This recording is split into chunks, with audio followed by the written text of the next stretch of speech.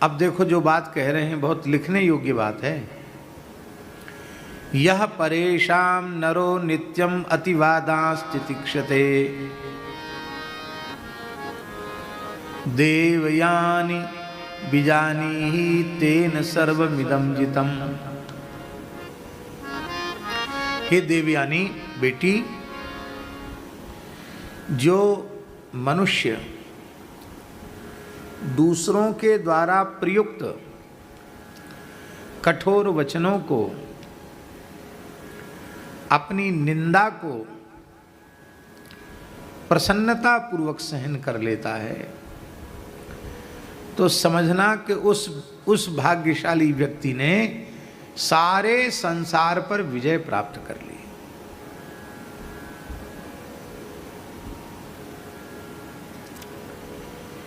हे देवयानी,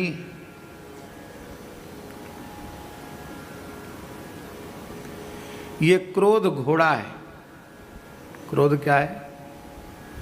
बड़ी तेज गति से दौड़ता है। इसकी स्पीड कम नहीं होती, कभी बढ़ती चली जाती है। और ये ले कहाँ जाता है? ये सवार को सीधे नरक ले जाता है। काम क्रोध मद लोभ सब नाथ नरक के पंथ, इन परिहरि रघुवीर ही भजहु भजहि जेहि संत।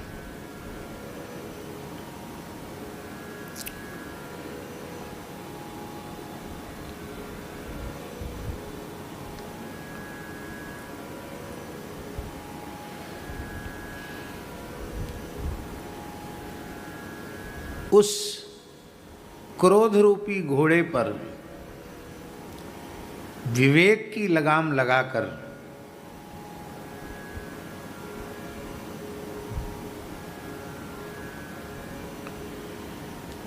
और जो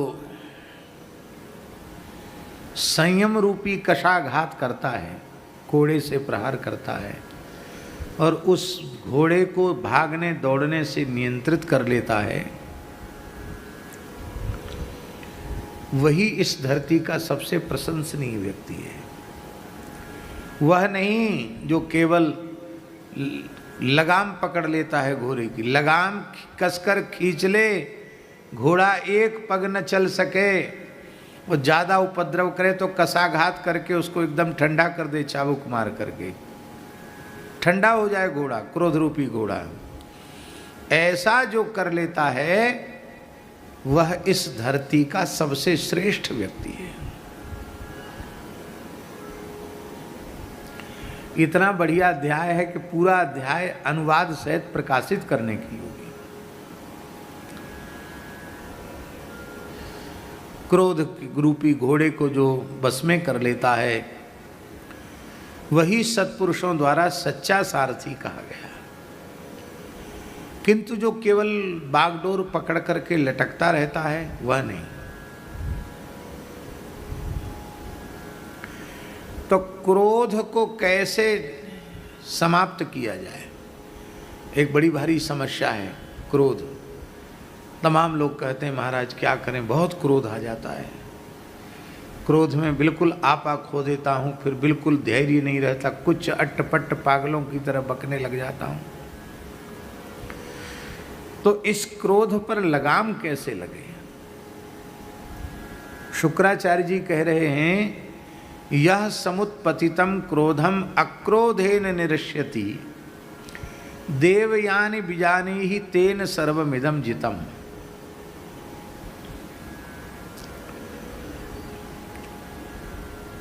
जो व्यक्ति अक्रोध व्रत ले लेता है,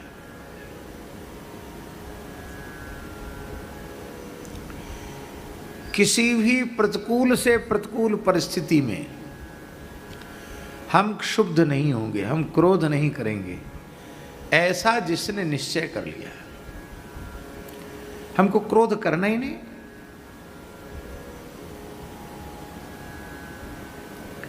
ये कैसे होगा?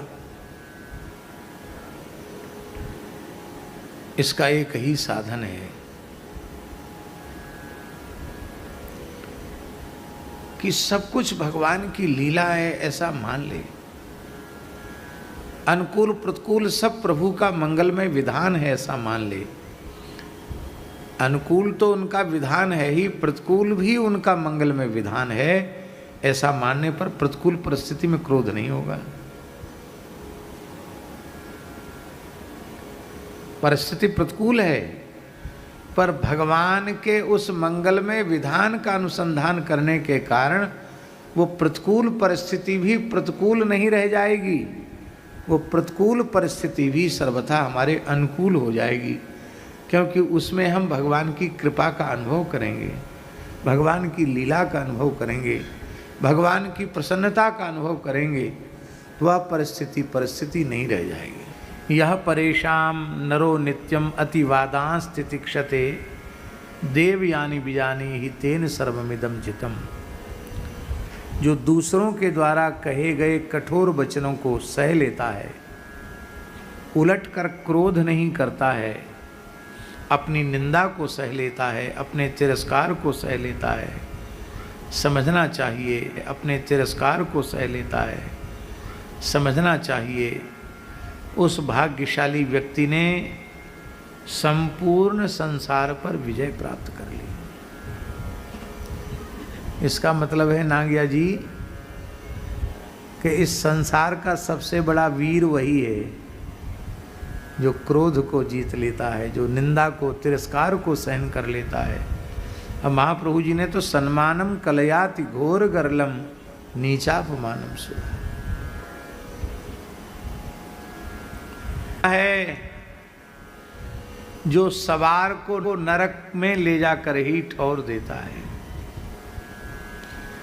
और इस क्रोध रूपी घोड़े का सच्चा सारथी वह सज्जन पुरुष है जो विवेक की बागडोर क्रोध रूपी घोड़े पर कस दे और वाक संयम रूपी कसाघात घोड़े का प्रहार करके उस घोड़े को ठंडा कर दे, टस से मस न होने दे।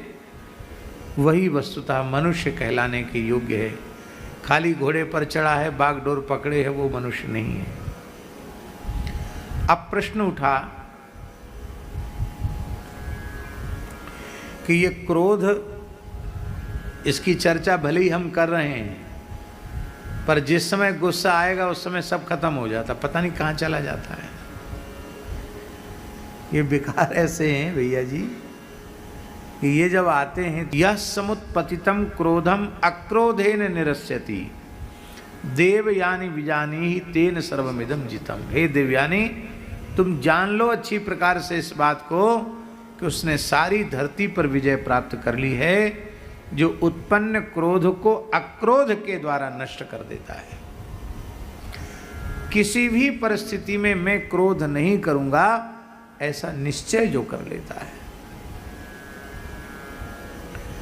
और हम आपको क्या कहें, ये संपूर्ण दिव्य सद्गुण दास ने पूज्य गुरुदेव श्री भक्तमाली जी महाराज में अत्यंत निकट रह करके देखे। किसी भी परिस्थिति में उनके चित्त में क्षोभ नहीं होता। यस्मान नोद्विजते लोको लोकान्नोद्विजते च यः हर्षामर्ष भयोद्वेगैः मुक्तो यस्य च मे प्रियः। इसकी स्पष्ट व्याख्या पूज्य गुरुदेव श्री भक्तमाली जी महाराज।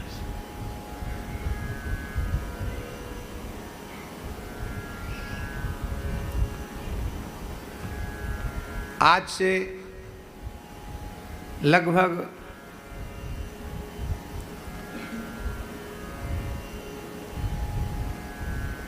40 वर्ष पुरानी घटना होगी।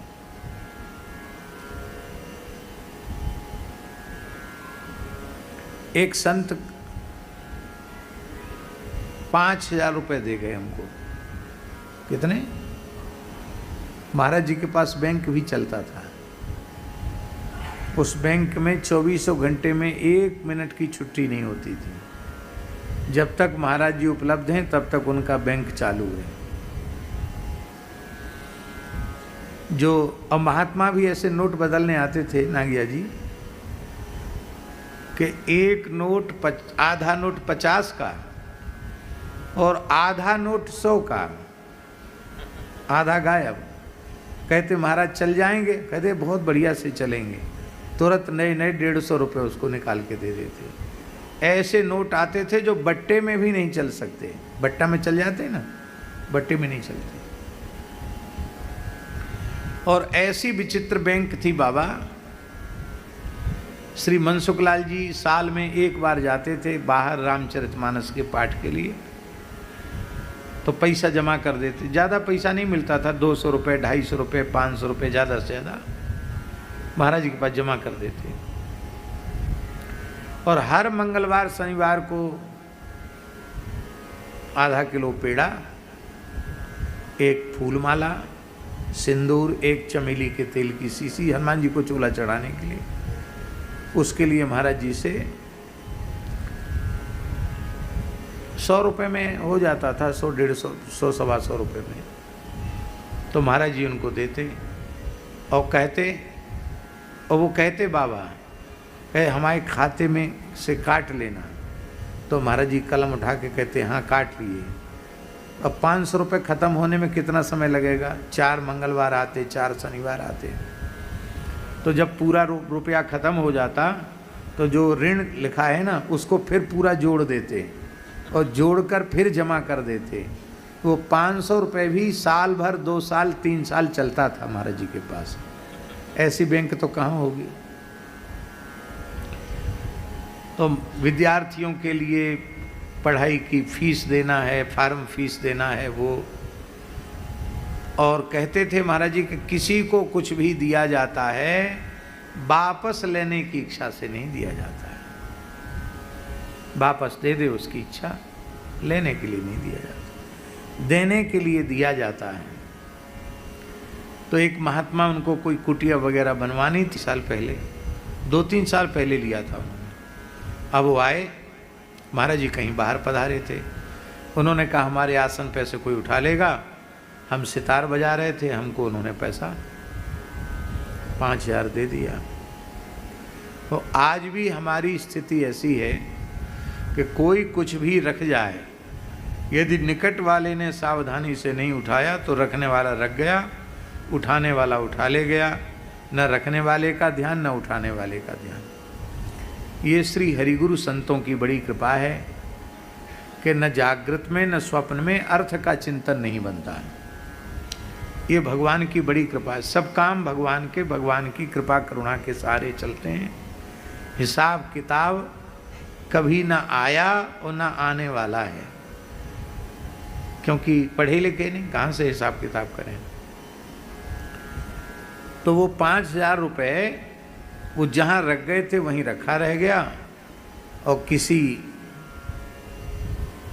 महापुरुष ने उसको जैसी आराम कर दिया, कृष्ण लीला हो गई, उठा लिया। अब जब वो महात्मा मेरे सामने पड़े और महाराज जी भी आ गए, तब मेरे स्मरण में आया कि उन्होंने 5000 रुपये जमा किया था। ये 2-3 दिन बाद पीछे की बात है। और महाराज जी आ गए थे और वो हमको नीचे दिखाई पड़े महात्मा। तो हम खोजने लगे अपने आसन में, पुस्तकें इधर उधर उलट पलट के। तो महाराज जी बोले, पंडित जी स्वाध्याय और साधन दोनों का परित्याग करके किस प्रपंच में लगे हो? क्या बात है, कुछ खो गया है क्या? पुस्तकें इधर से उधर गिरा रहे हो, खोल खोल के देख रहे हो। प्राय पुस्तकों में लोग रख देते हैं, हम भी रख देते थे। तो न थैला न पुस्तक होए तब न मिले, था ही नहीं।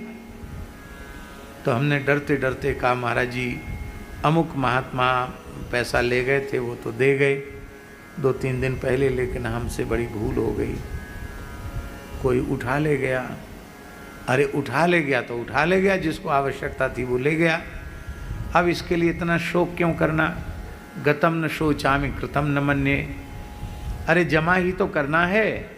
तुरंत डायरी उठाई और जुगल शरण जी के जहाँ पैसा लिया था लिखा था, उनके बैंक के खाते में लिख दिया, पैसा जमा हुआ। जिस तारीख को आए थे उस दिन पैसा जमा हुआ। तो उन्होंने तो पैसा जमा कर दिया। अब उनका काम पूरा हुआ, हमने स्वीकार कर लिया। गतासून से नानु सोचंति पंडिता और गतम न कृतम न सोचामि, गतम न सोचामि कृतम न मन्ये। ये 2 वाक्य महाराज जी ने कहे और एकदम सामान्य भाव से वे अपने कार्य में लग गए, हमको भी अपने कार्य में लगा दिया। ये बात बहुत छोटी सी है, पर आप विचार करो, आज से लगभग 40 साल पहले 5,000 रुपए की कोई कीमत होती थी कि नहीं? आज का 20-25 हज़ार रुपये होगा कम से कम, ज़्यादा होगा हैं?